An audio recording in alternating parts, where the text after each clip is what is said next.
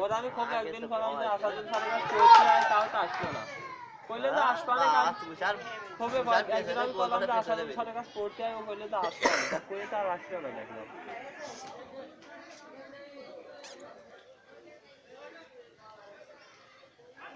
পরে না আসাদুল স্যারের কাছে 2 দিন না 3 দিন পড়েছে। আর আমি বললাম যে কলেজে যাওয়ার তোর কি দরকার, কুরসাদপুর প্রাইভেট পড়া এই জায়গায় পড়।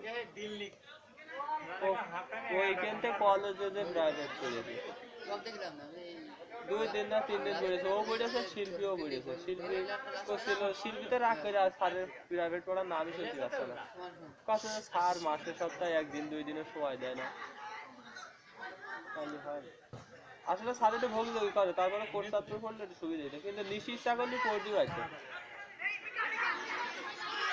অ্যাডমিট এসে বুঝতে পারছি, এসে কিন্তু এখনো দিইনি, তাই রবিবারের দিন যাবো আনতে।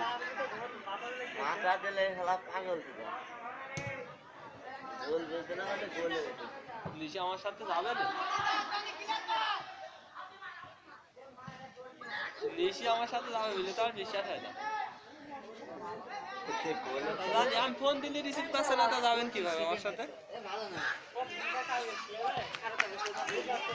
দেখা যাবে দেখি। আরে ভাব আল্লাহ, আচ্ছা আমি তো ভাবি দেখতে চাই, তো ভাবি তো আমার কাছে থাকতে চায় না, এই জন্য তো ভাবির কাছে ফোন দিলাম, তা ভাবি তো রিসিভ করলো না। হ্যাঁ তাহলে একটু ভালো না, সেটা আমি মানছি, আমি তো করছি না যে না, এই কথা কইছি।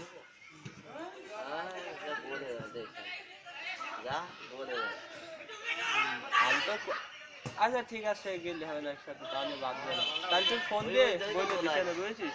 আমার ফোন দিলাম, তা রিসিভ করলো না।